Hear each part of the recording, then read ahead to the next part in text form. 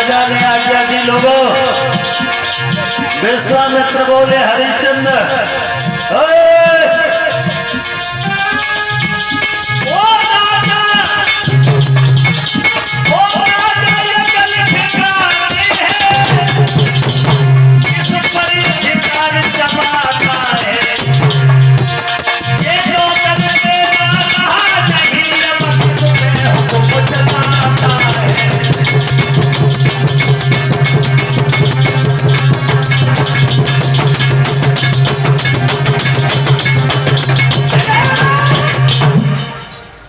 जवाब दिया हरिश्चंद्र पागल हो गया है।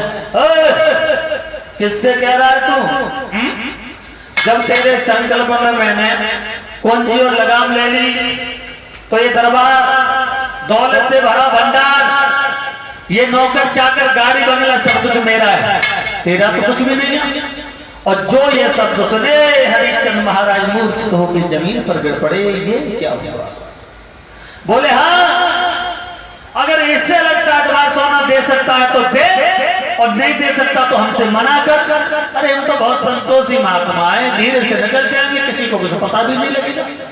बोले महाराज नहीं, मैं आपको मना नहीं करूंगा। तो कहां से लाओगे?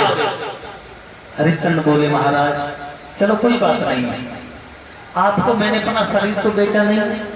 बोले तो तेरे शरीर से 60 बार सोना पूरा हो जाएगा। बोले महाराज मेरी पत्नी और है तारा, एक पुत्र है रोहितास, आप उसे भी बेच दीजिए।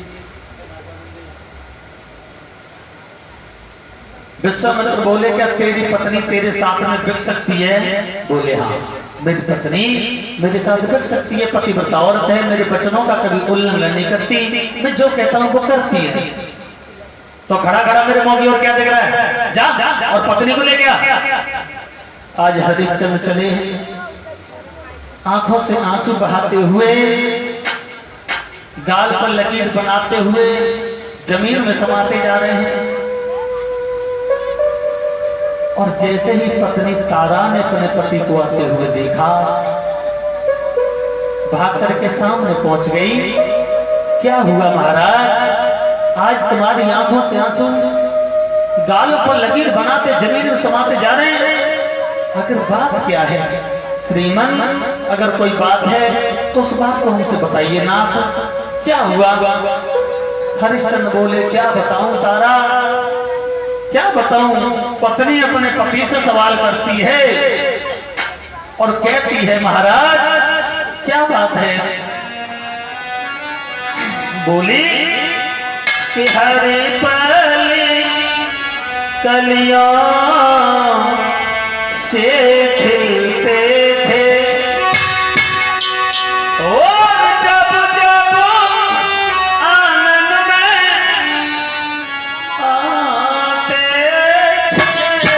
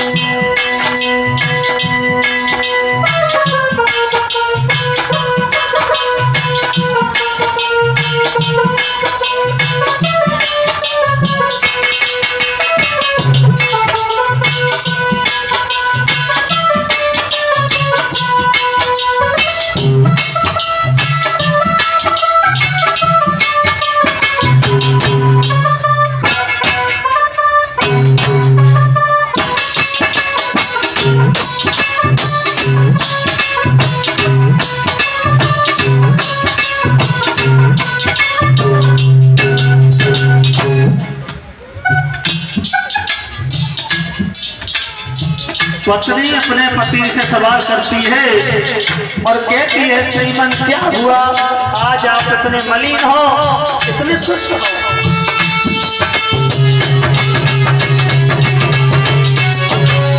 बोले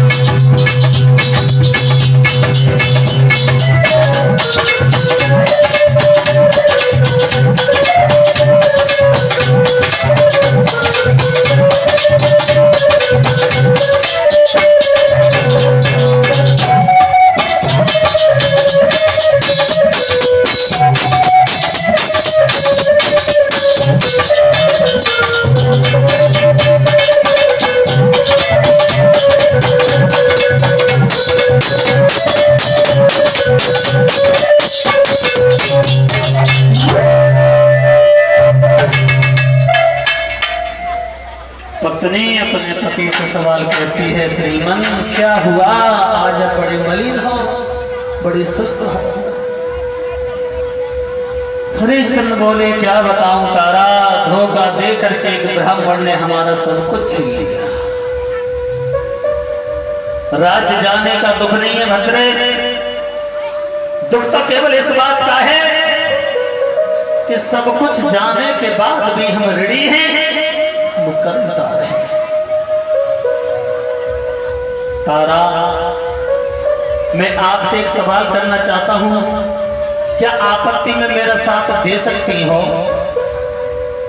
क्या मेरी नाव को दूसरी पार ले जाने में थोड़ा सहारा लगा सकती हो? तारा तारा बोली, महाराज क्या कहना चाहते हो?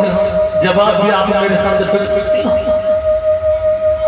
जो ये वचन सुने तो धन्य है भारत की नारी, धन्य है पति के वचनों को मानने वाली। उस तारा ने उत्तर क्या दिया, महाराज तुम तो ऐसे पूछने चले आए जैसे मैं किसी और की पत्नी हूं। श्रीमन, कहने को शरीर हमारा है पर सब अधिकार तुम्हारा है। पति के वचनों को मैं मानूं, यही तो धर्म हमारा है। आप बेचने की बात कर रहे हो श्रीमान, ये बात छोड़ो छोड़ो हमारा। और बोली, इस तन पर है अधिकार तुम्हें, और चाहे सोई दशा बनाए दीजिए। बेचना कौन है बड़ी बात, टुकड़े टुकड़े भरवाए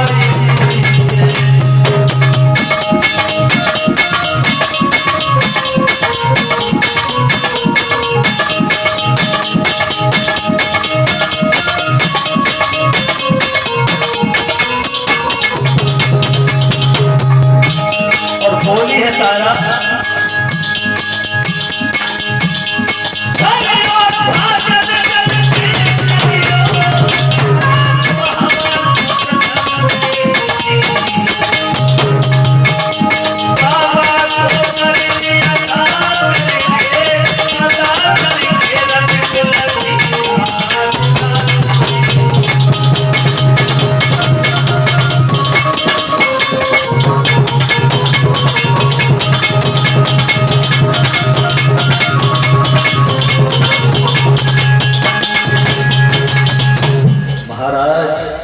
मेरे शरीर का हया टुकड़े करवा दो, फिर भी मना नहीं करूंगा।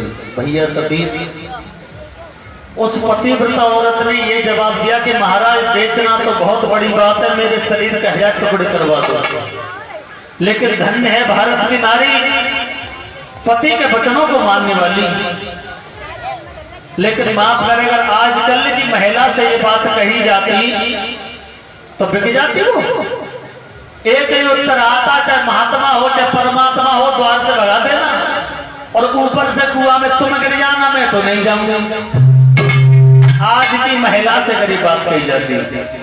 लेकिन परीक्षित महाराज, एक विद्वान तो ये कहता है कि आज की भी पत्नी और अपने पति से बहुत प्यार करती है।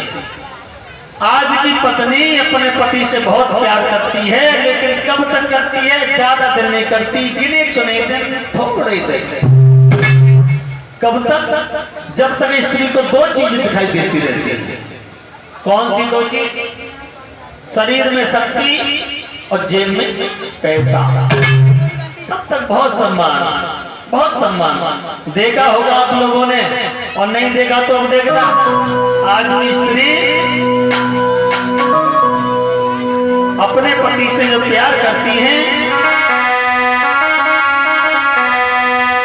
आरे नारे प्रेम जब ही लो माने। आज की स्त्री धन बल जोर बराबर जाने। देखा होगा आप लोगों ने, शरीर में शक्ति, जेब में पैसा, बहुत सम्मान। कहीं बाहर से घूम के आओ, पैसा पैदा करके लाओ, तो अम्मा तो लला के मुंह बांधे करते और बहुआ जेब बांधे करते। जोले जेब उचकी उचकी दिखाते तोले बड़ी सेवा। बिना मांगे पानी आ जा, बिना मांगे रोटी आ जा, और रोटी खवाती जाते अपने मन की उतारती जाती है। महाराज तुम्हें तने दिन बाद आए, तुम्हें मालूम हमारे कुंडल कब के टूटे डरे। बाद में वो स्त्री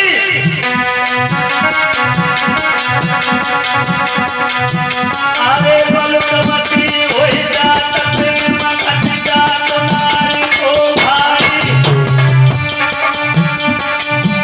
जब बोले करुए बोलता है मर गए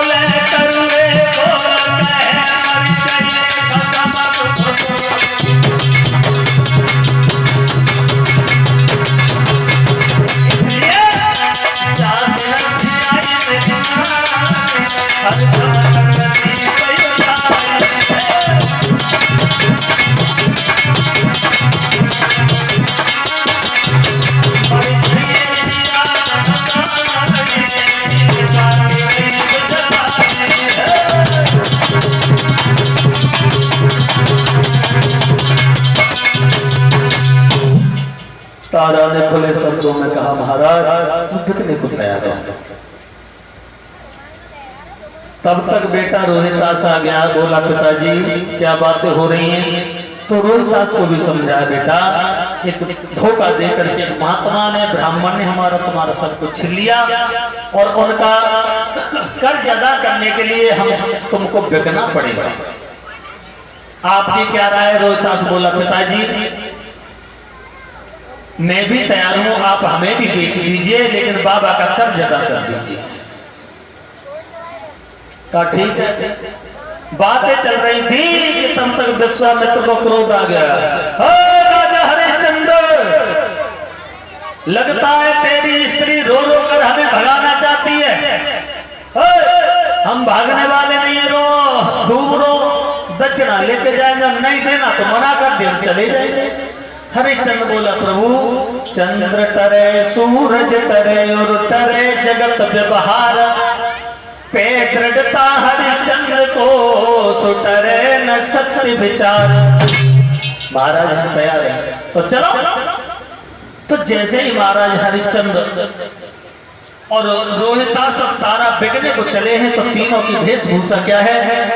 कभी अपने शब्दों में कल्पना करता है और कहता है जब तीनों बिकने को चले हैं तब तो तज वस्त्र आभूषण सकल कपड़ा फटे तन धार के, दमड़ी नलीनी हाथ में दैलात सब में मारे।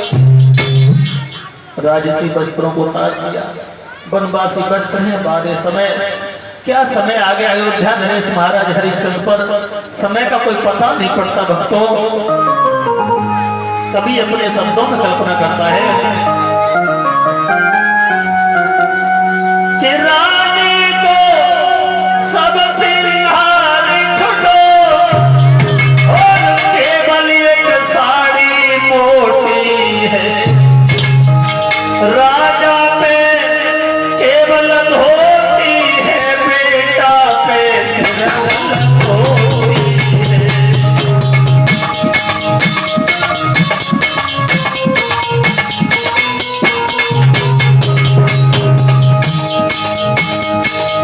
जैसे ही महाराज बिकने को चले तो तारा को जाता हुआ देख करके तारा की दासी रोने लगी। तारा ने दासी के हाथ अपने हाथ में ले लिए। बहन रो ना, अब रखना क्या यहाँ, सब कुछ तो हमारा चला गया। दासी बोली बहन अरे तुम बिना कैसे रहोगी और लेकिन से मन की कहूँगी सुनो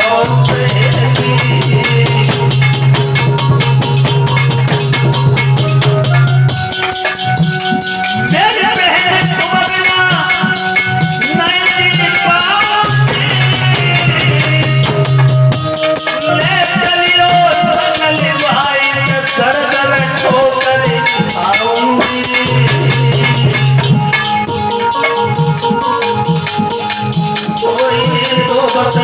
देख के काशी को महारानी रोने लगी।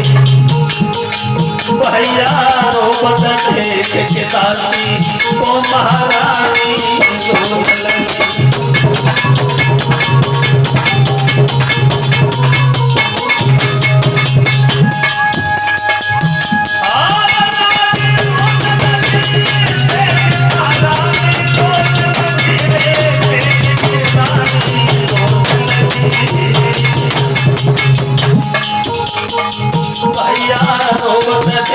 के दासी को महारानी रोने लगी।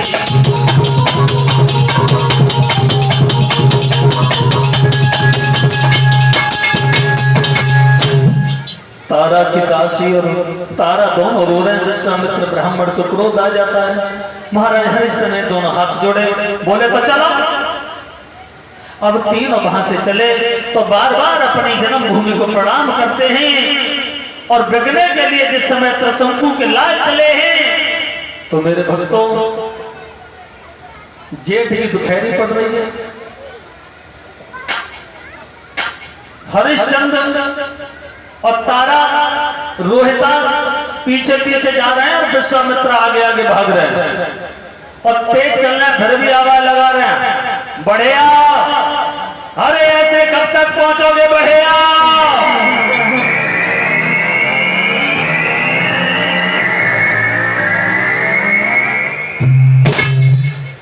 जब ये कहा कि बढ़िया और जेठ की दोपहरी पड़ रही है, रोहितास पर नहीं चला गया। प्यास के मारे उसकी जीभ लग गई। रोहितास परेशान हो गया, जमीन पर गिर पड़ा। और जो तारा ने देखा तो अपने बेटा रोहितास को उठा लिया, छाती से लगा लिया, मेरे लाल तुझे क्या हो गया? रोहितास कुछ अपने मुख से बोलो। और अपने पति से बोली है, श्रीमान मेरे बेटा की तरफ देखो, बेटा की तरफ देखो। और बोली कि पिया मेरी अबे उम्र बारी और प्यासे मर रहे रोहित।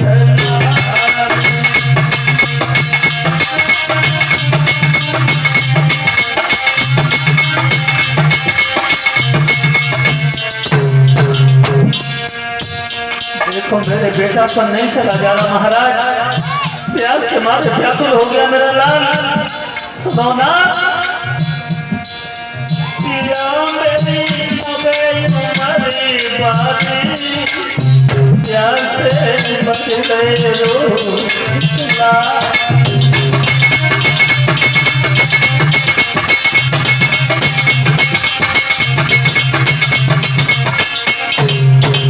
तारा बोली, श्रीमान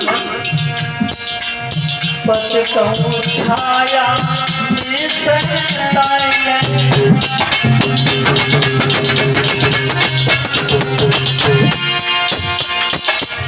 पत कहूँ छाया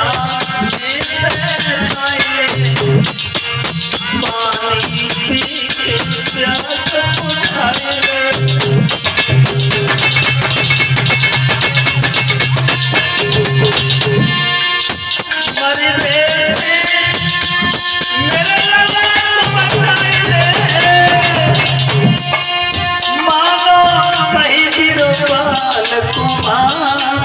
प्यासे मर रहे रोहित लाल।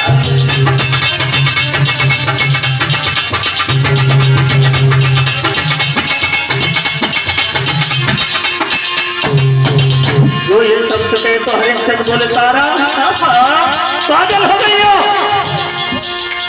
क्यों? बोले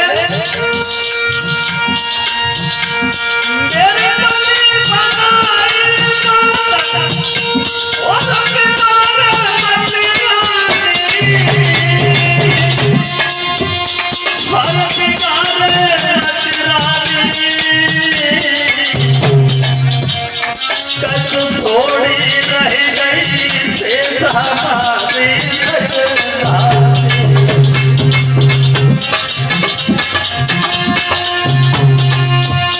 अरे जो हम पीगो चाहे पानी और सुन ले मेरी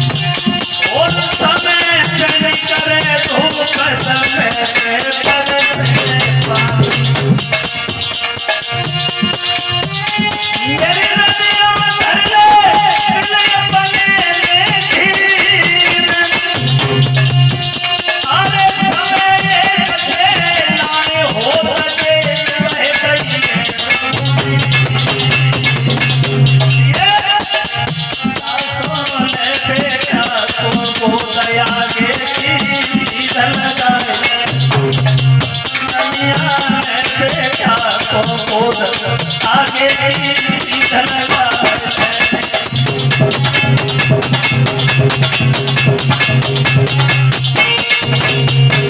हरिश्चंद्र बोले हैं तारा, जब तक हमारा शासन है पानी पीना बहुत बड़ी बात है, हम पानी देख भी नहीं सकते।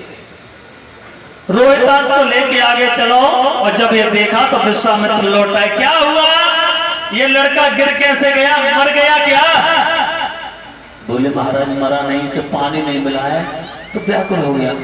बोले अभी तो व्याकुल हुआ है, थोड़ी देर बाद मर जाएगा, और मर जाएगा तो तुम्हारा क्या बिगड़ जाएगा? नुकसान तो भाई हमारा है। तुम तीनों में से एक भी मर गया तो मेरे संकल्प की पढ़ाई की दक्षिणा कौन देगा? ले मेरा कमंडल पानी पिला दे, मरे ना, और फिर दक्षिणा मिल जाए, फिर तुम एक नहीं तीनों मर जाना। हरिश्चंद्र बोले महाराज हम पानी नहीं पीएंगे। पानी नहीं पियोगे तो क्या करोगे? चलोगे भी? तुम ये सोचो तुम मर जाओ तो हम रोए? हम नहीं रोएंगे। रोएंगे इसलिए रोएंगे कि तुम तीनों में से एक भी मर गया, तुम्हारी दक्षिणा नहीं मिलेगी, इसलिए पानी पिला दे। हरिश्चंद्र बोले महाराज हम तो पानी नहीं पिला सकते, अगर पिए तो आप पिला सकते हो। कमंडल को लेकर के विश्वामित्र रोहितास के पास पहुंचे और बोले बेटा रोहितास पानी पी लो। तो रोहितास ने एक ही जवाब दिया है विश्वामित्र के लिए, बाबा जी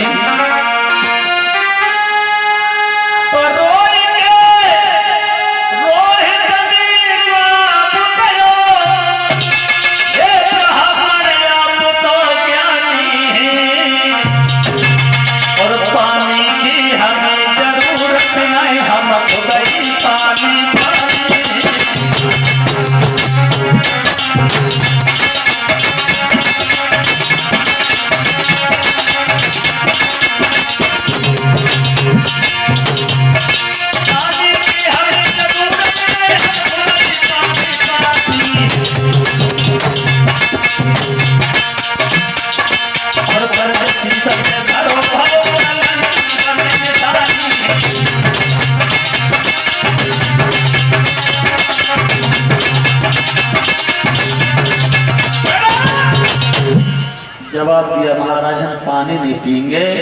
जब ये कहा पानी नहीं पियोगे, बोले चलो। अब ये तीनों धर के भागे तो चलते चलते कहां पहुंचे? काशी के बाजार में। और ये अरे भाइयों हमारी बात पर ध्यान दीजिए। आज आपके काशी बाजार में 3 पुरुष बिकने को आए हैं, एक स्त्री, एक लड़का, एक पुरुष। इनकी उम्र में अंतर है, कीमत में कोई अंतर नहीं है। एक लेना चाहते हो 20 बार सोना, 2 लेना चाहते हो 40 बार सोना। जिस किसी सज्जन को खरीदना है वो अपनी तरफ से आवाज लगाए। जात पात से हमें कोई मतलब नहीं है, किसी भी जात का हो, किसी भी तरह का हो, जिस किसी सज्जन को लेना है वो आवाज लगाए। आवाज लगाई। विश्वामित्र ने काशी में पहुंच करके तीनों की आवाज लगाई कि 3 प्राणी खड़े आज बिकते यहाँ, और लेने वाले न आए तो मैं क्या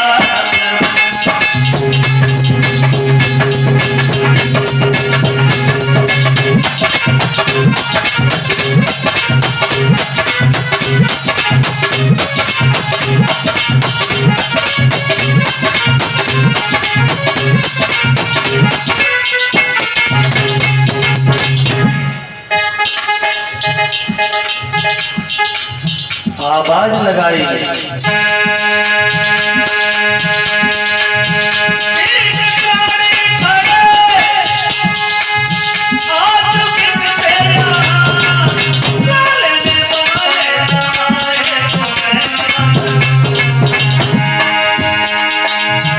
थोड़ी कीमत है कोई भी ज्यादा नहीं,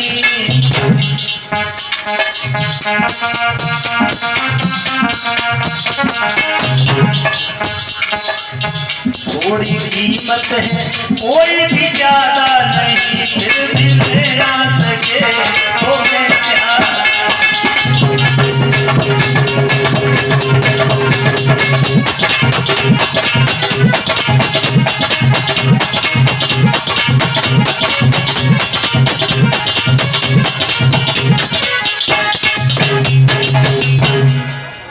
जो आवाज लगाई लंबी भीड़ जुड़ आई। उस भीड़ को चीरता हुआ एक मेहतर आ गया। कैसी भीड़ लगी है? बोले यहाँ 3 प्राणी बिक रहे हैं, एक स्त्री है, एक पुरुष है और एक लड़का। कौन बेच रहा है? विश्वामित्र बोले हम। इधर करे। बोले इस पुरुष को तो हम खरीद लेंगे, लेकिन तब खरीदेंगे जब ये हमारे यहाँ चलकर मरघटिये का काम करे तब। और जो ये बात सुनी तो हरिश्चंद्र की आंखों से आंसू बहने लगे। 12 दीन बंधु दीनानाथ कहां से कहां पहुंचा दिया। हरिश्चंद्र ने दोनों हाथ जोड़े और उस मेहतर से एक बात कही, भैया अगर तुम्हारी नजर में मरघटिया से भी घटिया कोई काम है तुम उसे भी करने को तैयार हो, लेकिन आप हमें खरीद दीजिए।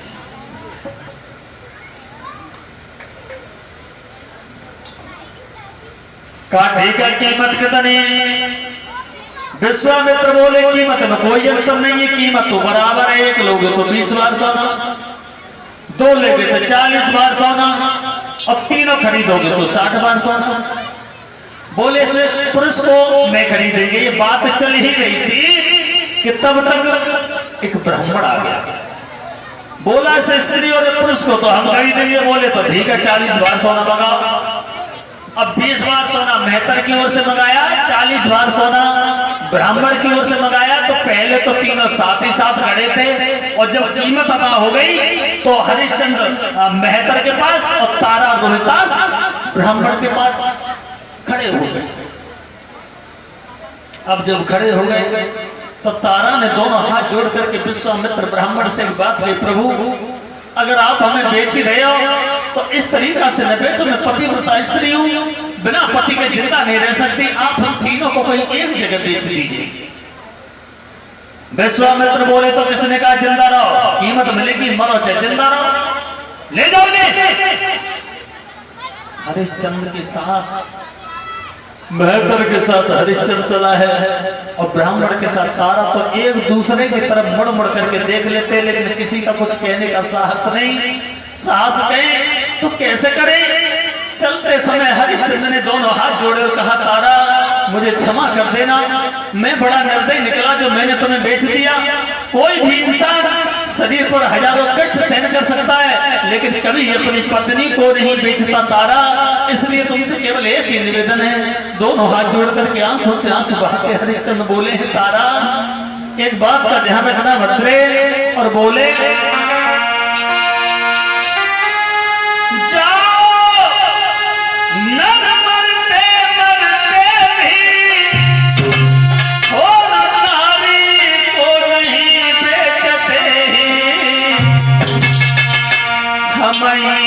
पहले पापी हैं जो सब मर्यादा में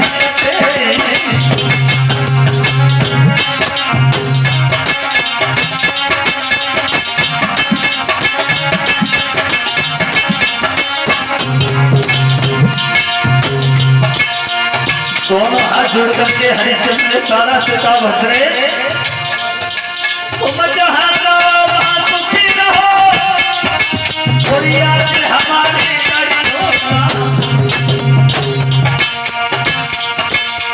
धर्म की खातिर छूट गए, धर्म को ठीक दिखाई दो।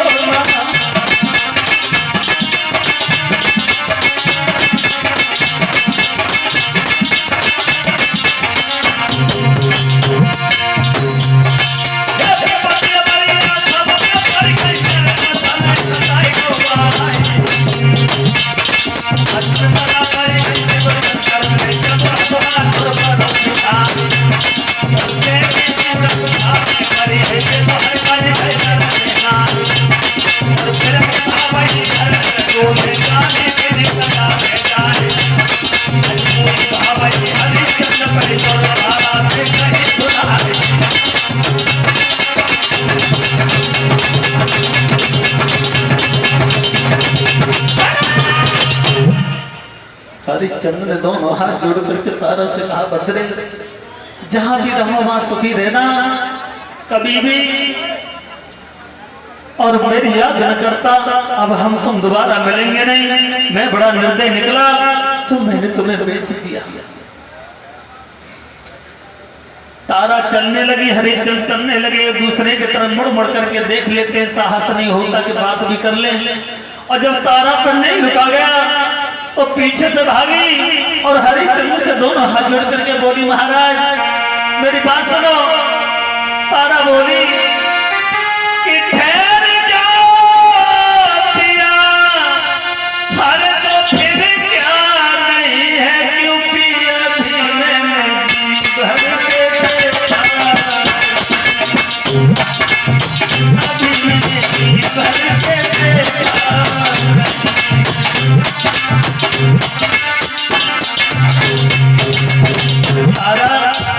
पति से बोली, महाराज मेरा सपने और जीवन से मेरा लुट गया, यही कथन पाई तो भी मुझसे सोना हुआ।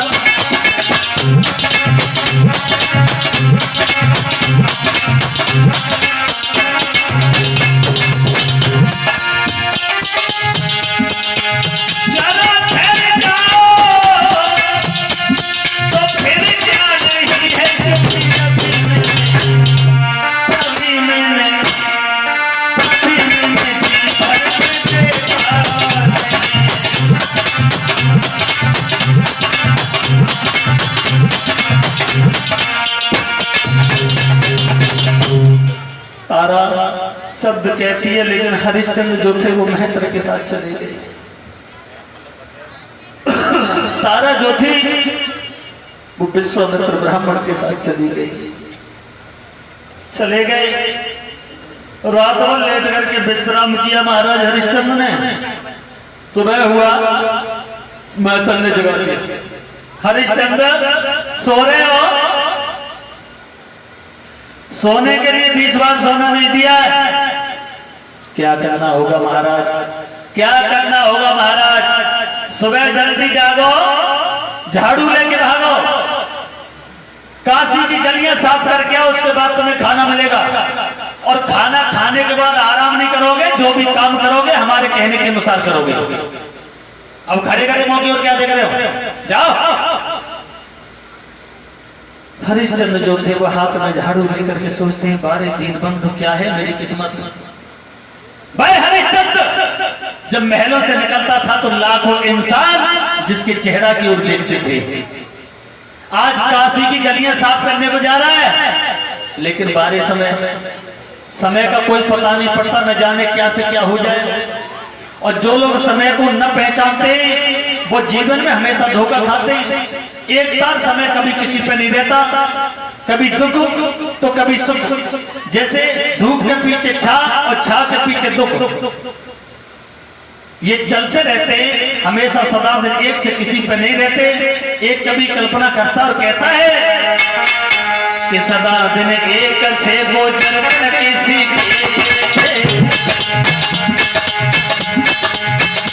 समय बड़ा बलवान होता है। सदा दिन एक से वो जन्म किसी के, इंसान दुनिया में सत्य करते।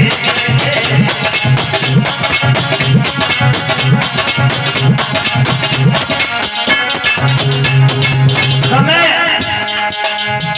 कभी गर्मी कभी सर्दी, कभी गर्मी कभी सर्दी, ये तो कुदरत के नजारे हैं। और प्यासे तो वो भी रह जाते जो नदिया के किनारे। कभी कहता है करते थे न्याय दूसरों का जज बनकर, करते थे न्याय दूसरों का जज बनकर, वही कटघरे में खड़े देखे। और करते थे इलाज दूसरों का डॉक्टर बनकर, कोई हॉस्पिटल में पड़े थे। आधे समय कभी रजाई से बड़ा प्यार होता है और कभी रजाई से नफरत हो जाती है। समय कितना बलवान। एक दिन रावण ने ससुर से साजिश नहीं, एक दिन ससुर की सपने रहे, एक दिन श्याम सुंदर भाज गए आधी रात, एक दिन कंस तो मान लो।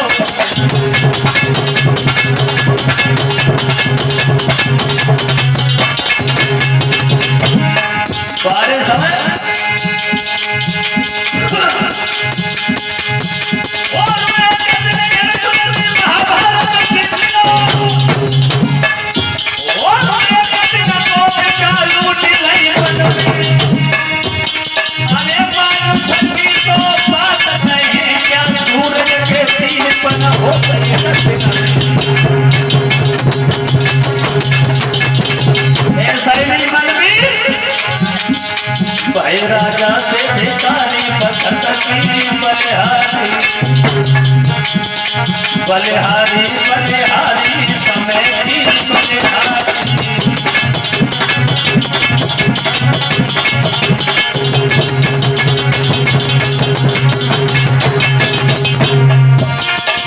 समय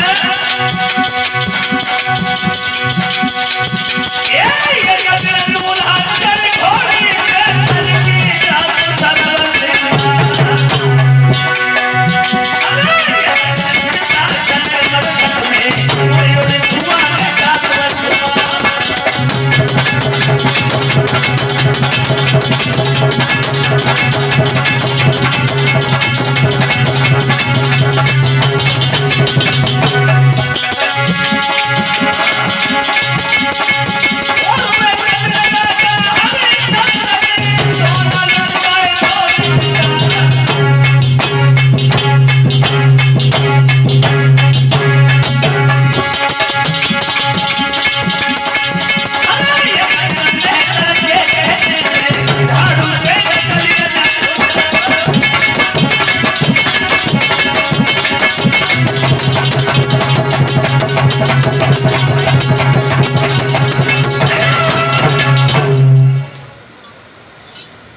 महाराज हरिश्चंद्र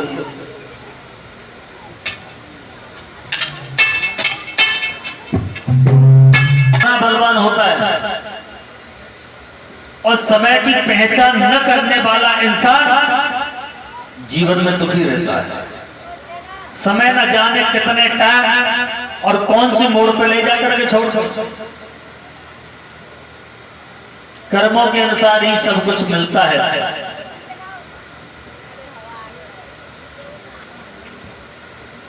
महाराज हरिश्चंद्र काशी की गलियां साफ करके आए और उसके बाद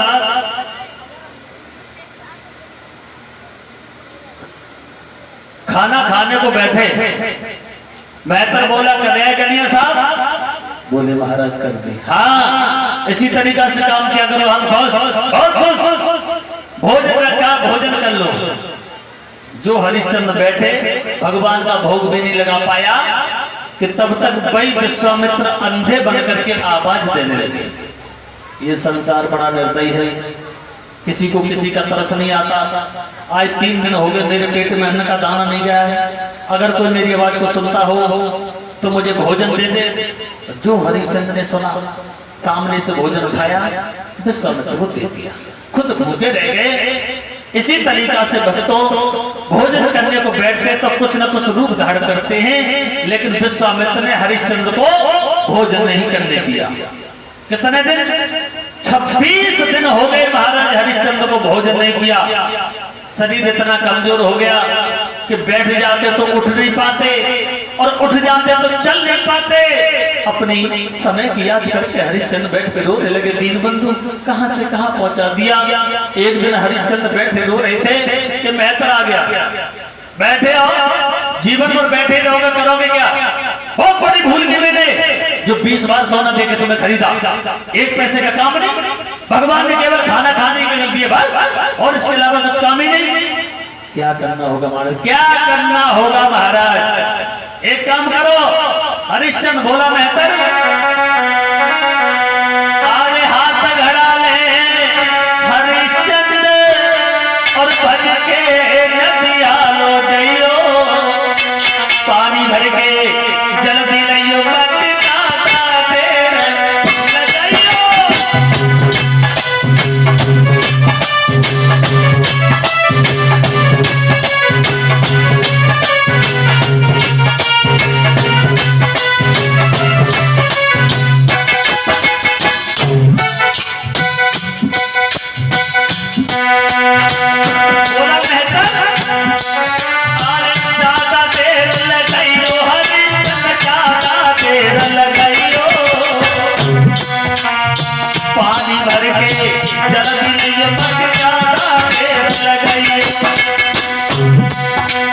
उसी समय अरे सुन मेहतर की बात, धूप ने पलकी देर लगाई, लेके गया हरिश्चंद्र फिर गए नदिया पे आई।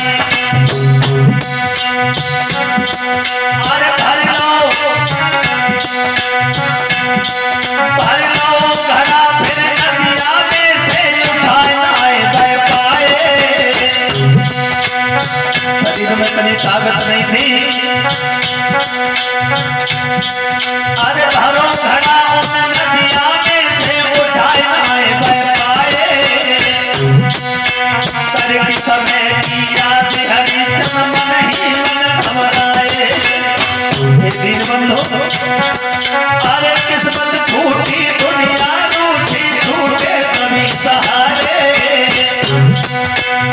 मालूम पड़ती है हमको दिल में रूठे बंसी वाले क्या करें तब तक अरे नजर उठाए लगी नजर उठाए देखी राजा जी आए रही तारा रानी उठ जगड़ा अब मेरे रोजे धूप में लगे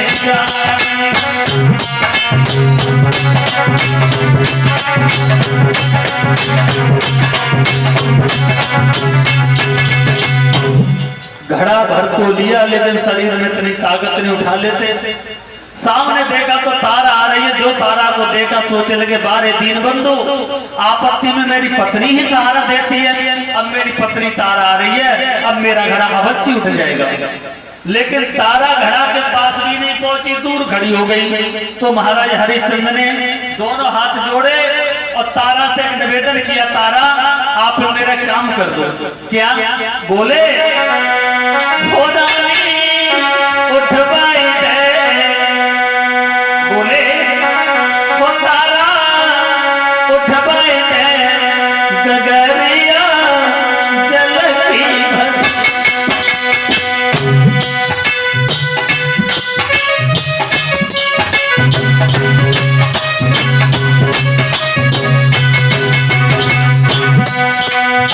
बोले तारा अरे दिन छपी तो हुई है तेरी दुनिया लो नकल से पानी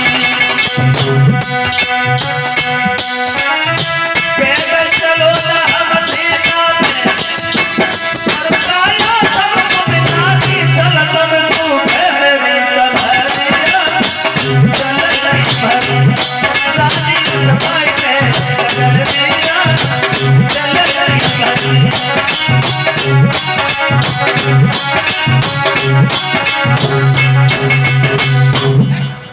जो निवेदन किया तारा थोड़ा सहारा दे दो, तुमने इतना मेरा साथ निभाया है। तो तारा बोली महाराज मैं बिल्कुल नहीं। क्या बोली हाँ मैं तुम घड़ा को उठवाने कह रहे हो, मैं तुम्हारे घड़ा को छूंगी भी ना। हरिश्चंद्र बोले तारा जीवन में पहली बार ना का शब्द तुम्हारे मुंह से सुना है। क्या तुम वही पत्नी हो जो जब मैं महलों को आया करता था तो तुम मेरी आरती उतारती थी? क्या तुम वही पत्नी जो मेरे कहने से काशी में बिक गई और आज मेरा घड़ा भी नहीं उठवा? बोली बिल्कुल नहीं। हाँ इतना जरूर है कि तरकीब अवश्य बता दूंगी। क्या तरकीब? तो बोली कि तुम्हें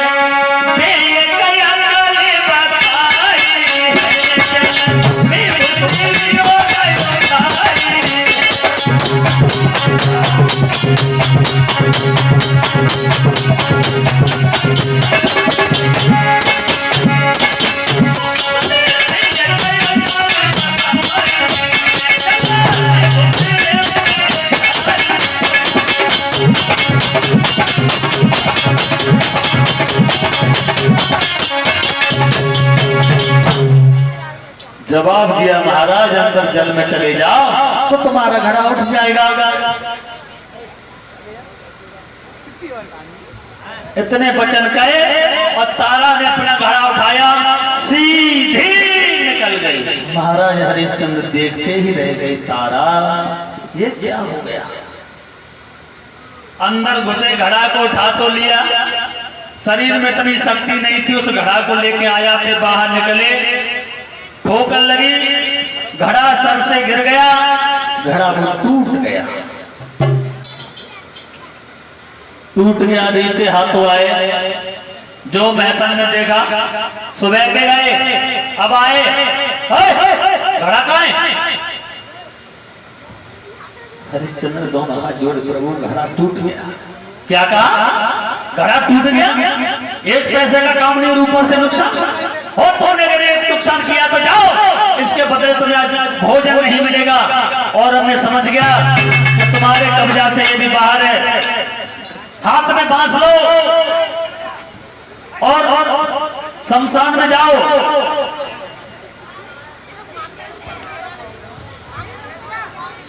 शमशान में जाओ, जो भी मुर्दा जलने के लिए आए उससे टका तुम्हें लेना है, ये हमारा आदेश है।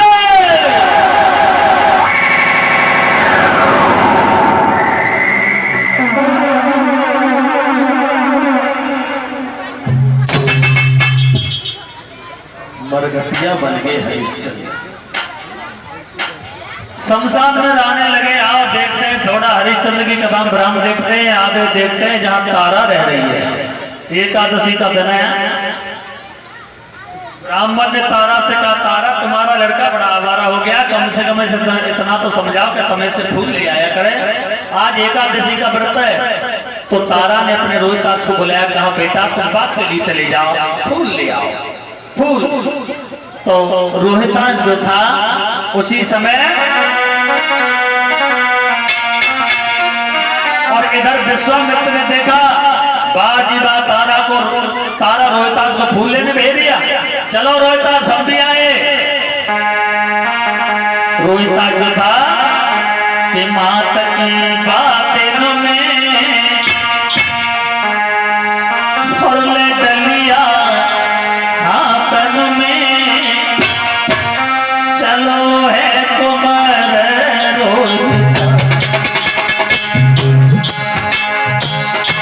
मात की बातन में लडलिया हाथन में, चलो है तुम्हारे रोहिता।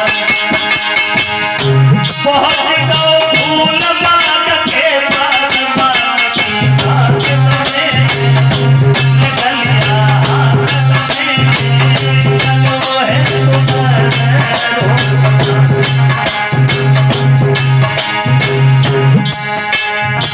जैसे रोहिता चला है तो देख रहा बाग में बड़े बड़े सुंदर फूल खिले हैं। एक फूल देखा जिसमें विश्वामित्र सर्प बन के फूल के अंदर खिंचे हुए हैं। जो रोहितास ने देखा चले जाऊंगा, विश्वामित्र बोले आओ। फूल खिला हुआ सब छुपा हुआ, उमर